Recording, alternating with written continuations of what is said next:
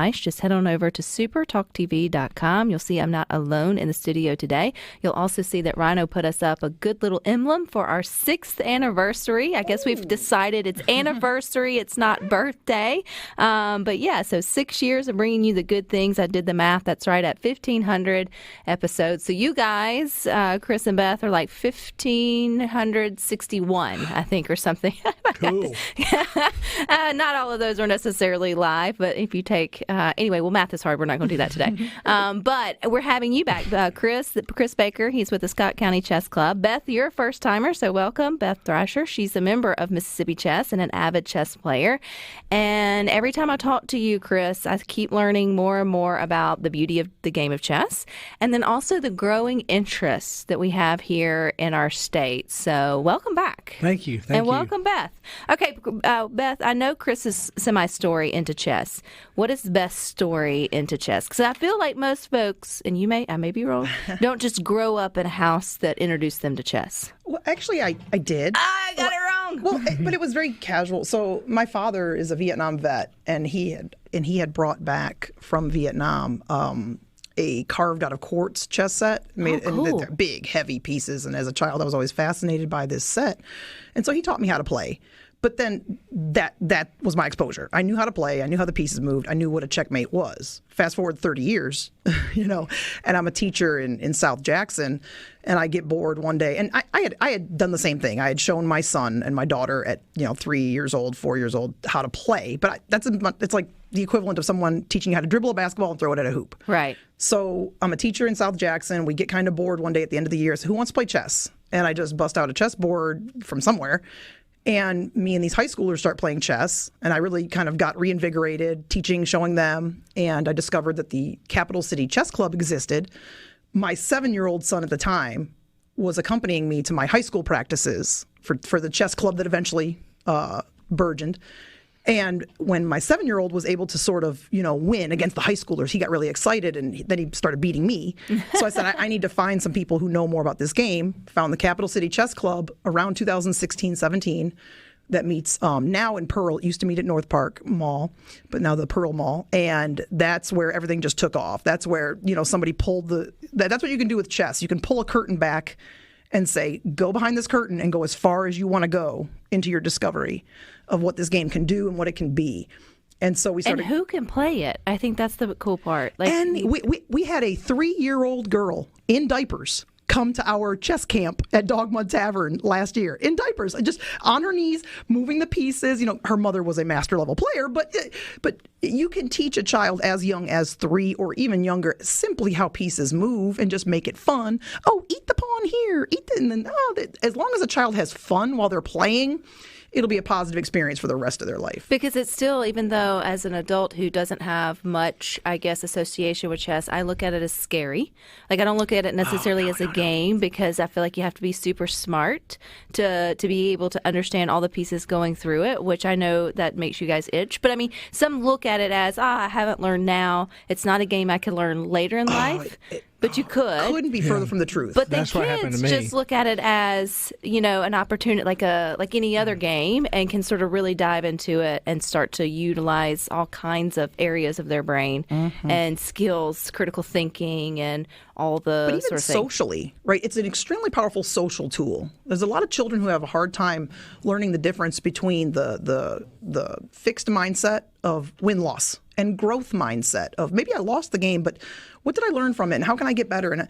And so you can start to teach a lot of sportsmanship, and kids make friends. I mean, we've met so many kids who just haven't found their thing. And when they came to play chess, suddenly it was their thing. They don't have to be amazing and have this, super record where they beat everyone. They just come to the chess club and they discover friendships.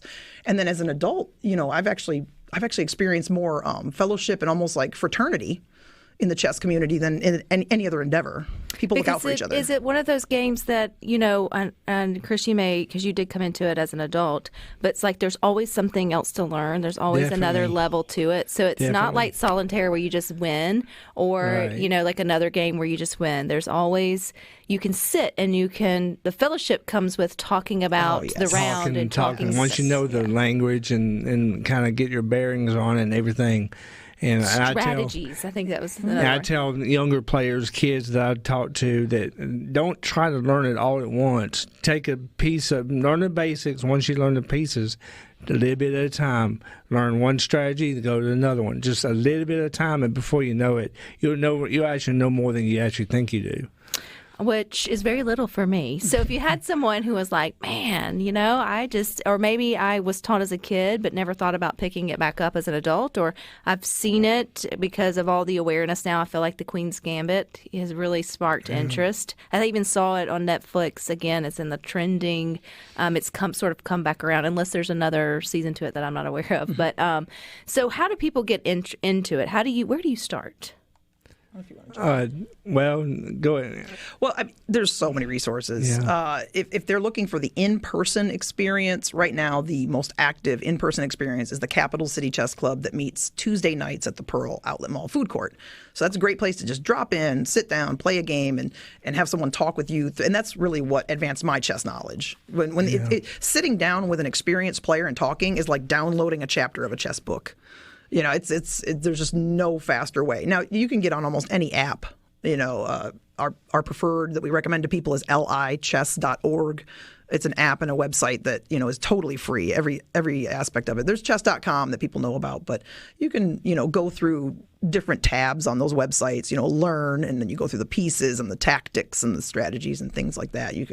There's YouTube videos. Yeah, I have some of my favorite YouTubers, and my son has some of his favorite YouTubers that talk chess. And there's just an infinite number of resources. But if someone's looking right now to get plugged in, they can go on Facebook to the Capital City Chess Club, Mississippi, and look at our next few events that are coming. How cool that you have that with your son. There's not a lot of things. I know I feel like those, if you're outdoorsy or you're an outdoorsman or woman, you can share that with your youth at a young age and then have that in conversation. And sports also, I feel like, is something that, but there's few things that particularly a parent and a child could both be competitive in, and still have the conversation. It's just funny that you mentioned that, because we're actually centering our family vacation this summer around chess, and me and my son being a team. We're going to Orlando to play in this massive chess tournament, and he and I are going to be a two-person team. There's a special award for what they call the mixed doubles. So it's interesting that you brought that up. Yes. Yeah. So in the competitive part, if you are someone that was like, I just don't want to sit around a table and play chess by myself or with one friend. I mean, if you wanted to get into it, you got the chess bug, so to speak. Where, the sky's the limit. Where do you go? That's kind of what Aaron, my son, and I did when he introduced me into the game in 2018. We wanted to share it with others, and everything. So that's how we started our club in Scott County, on the premise of sharing the game with other people and bringing more people into the game. And not long after that, I discovered the Capital City Club with Beth, and like Beth said, is this whole new world opened up. Friendships I made across the state. Just last weekend, I had an appointment to play with a friend of mine in Vicksburg this past weekend. It's just no matter where you go, and the way it's growing, we got a new club on the coast. The Coast Club is up and coming, really strong, and so it's just there's so many more ways to get involved. Because where I come from in Winona, and back even in the heyday of Bobby Fischer in the 70s, the only way you could learn chess back then is either someone show you or you learn out of a book. But now, like Beth said, you got the internet, you got so many resources and more people to show you how the game works. If you're someone like in the Delta right now listening, or wherever, halfway between here and the coast, and you're just like, how can I start to play? The first, you just find a venue that would be willing to allow, and usually restaurants, to a certain extent will love the fact that you would have a club that meets there and then people can eat. So the food courts are popular. But if you build it, they will come sort of thing. If you say, well, you get out on social media or whatever, and I'm going to be meeting here at this time, and people can start coming. That's sort of how you can get it started. Chris has been diligent about building up his club in Scott County, and now it's blossoming. And so anyone who wants to play in person, they can either reach out to us for little pointers, but basically just if you build it, they will come.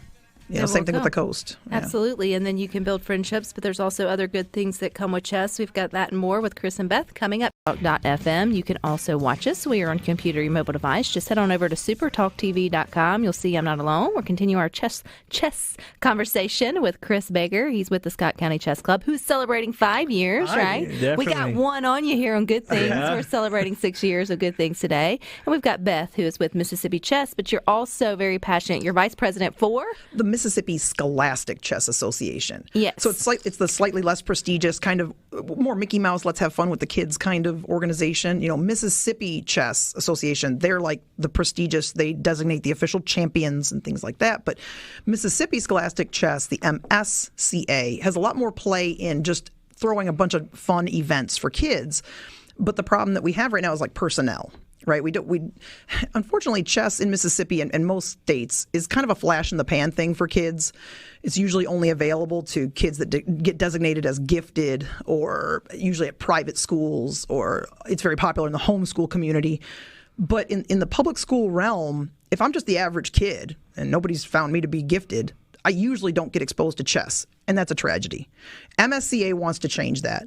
And so we're going to make a big push this next year to really expand scholastic chess. And the goal is every single school in Mississippi has a chess team or a chess club or something.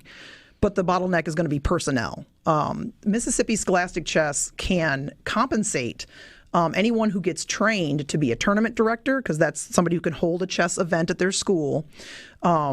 We can compensate them because, teachers usually are not going to be able to donate their time voluntarily. It's very rare. I did it, but, it was a big drain. So if we have teachers that, go out on a limb, even if you don't know how to play chess, you could still be a chess club sponsor. The biggest need is just an adult that's there. MSCA can provide resources, training, things like that for those teachers, but we need the boots on the ground, holding the clubs, willing to host events at their schools, and then the sky's the limit. What kind of time are we talking about in terms of holding the club? Because I know some clubs meet once a week for a certain given time. Others, it's more intense during certain periods. Like how? I'm not going to say what little effort do we need to put in for it to be successful, but what little effort does one need to put in for it to be successful? I would say about the bare minimum is try to meet once a week after school if possible. And that's where the gifted programs have usually been the only because they already meet during the school day. Yeah. So if each school could just designate a staff member, you're our chess club monitor, then just get in contact with MSCA. We have endless resources. We're a 501c3 organization that truly just about every single dollar goes directly to some kid playing chess. We don't have any paid staff members or anything like that. We just pay people to host chess events. We buy equipment to get to schools. We pay for training and things like that. Every dollar goes directly to kids playing chess. The problem is we are our only funding.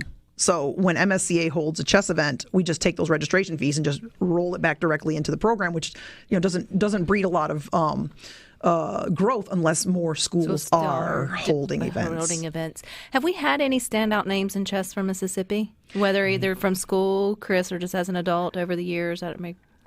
We got an international. Adults as kids. All of the above. Franklin County in Mississippi they were on 60 Minutes about 7 or 8 years ago because they have a huge grant. The Franklin County schools in Mississippi got a huge grant. They opened a chess center. They put chess in the school. Every kid got exposed to chess. And they took a bunch of 4th and 5th graders to the Mississippi high school championships and won.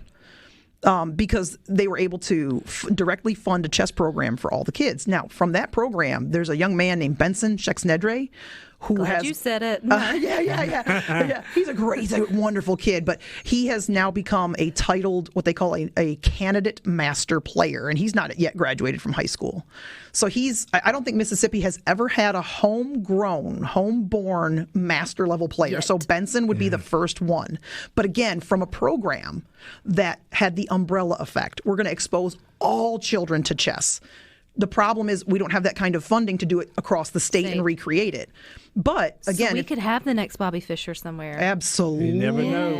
Absolutely. And I think what stops maybe a lot of parents from just, one, they're not interested in it or they don't understand it. And you don't know what you don't know to get your kids exposed to.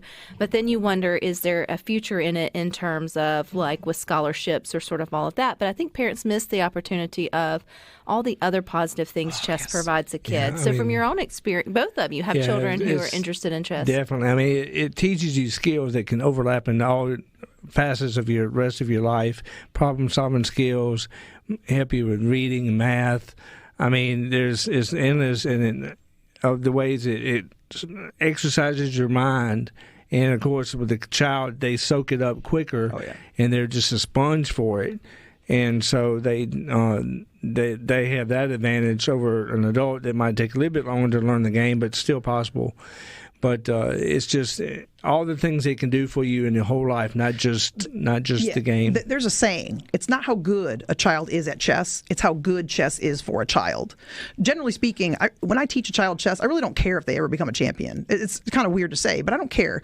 I just want them to fall in love with the game so that the game can be good for them throughout their life. Because it's something you can do forever. Yeah, like even my daughter. I have a son and a daughter. My son is extremely good at the game.